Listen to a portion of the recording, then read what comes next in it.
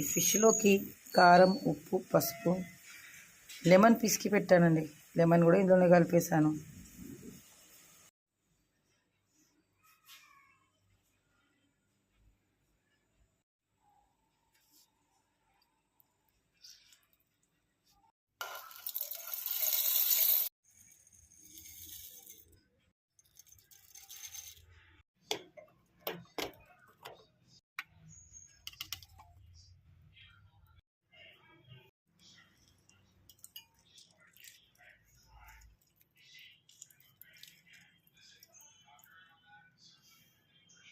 ఇది vanilla beans అండి.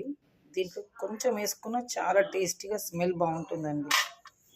ఇది జాయిఫల్, దీంట్లో చిన్న చిన్న ముక్క వేసుకుంటే దీని రుచి కూడా బాగుంటుందండి. ఈ లవంగ్, స్టార్, సాజీరా, ఇది బండపువ్వు.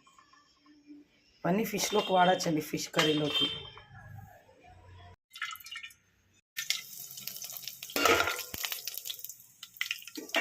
కాస్త ఎర్రగా పడ్డాక మనం ఆనియన్ వేసేద్దాము.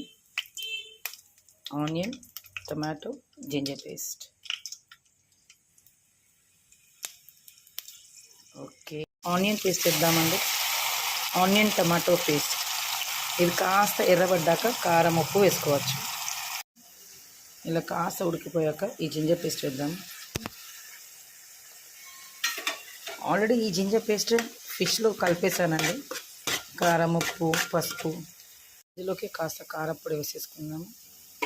ఆ తర్వాత నిమ్మకాయ నీళ్ళు.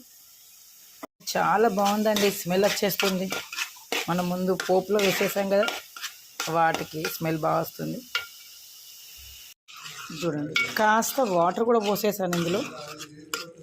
మెంతి పొడి అండి, ఇది మెంతి పొడి, జీరా, ఆవాలు మిక్స్ చేసుకొని మిక్సీ పట్టాను చూడండి.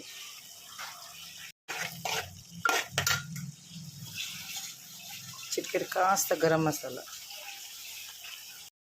సాల్ట్ కూడా వేసేయండి, సరిపడంత సాల్ట్. ఆల్రెడీ మనం ఫిష్లో సాల్ట్ వేసేసుకున్నాం కాబట్టి ఇందులో కాస్త తగ్గించండి. అంటే పీసెస్ ఇందులో వేసేసుకోండి. ఫస్ట్ పెద్ద పెద్ద పీసెస్ అన్నీ కింద వేసేసుకోండి.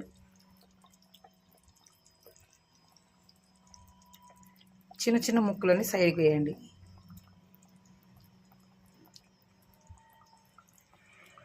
ఇదిగోండి, ఫిష్ని ఎక్కువ ఉడికియద్దండి.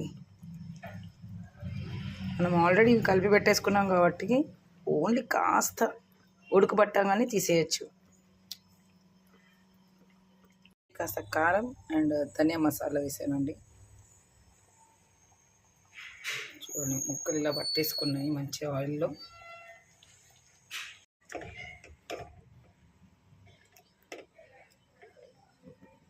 ఇక స్టవ్ ఆఫ్ చేద్దామండి. అయిపోయింది. దీనిలో కాస్త ధనియా మసాలా వేసేసి ఆఫ్ చేద్దాం. ధనియా మసాలా ఇక ఆఫ్ చేసేద్దాము. కాస్త కింది నుండి పైకి కలుపుకోవాలండి. ఇవి దీంట్లో గరిటె పెట్టేస్తే అన్నీ ఇచ్చకపోతాయండి. ఆల్రెడీ కుక్ అయిపోయింది. It's ready. Fish curry, fish లెమన్తో చూడండి ఎంత బాగుందో. ఇలా ట్రై చేసి చూడండి. Thank you.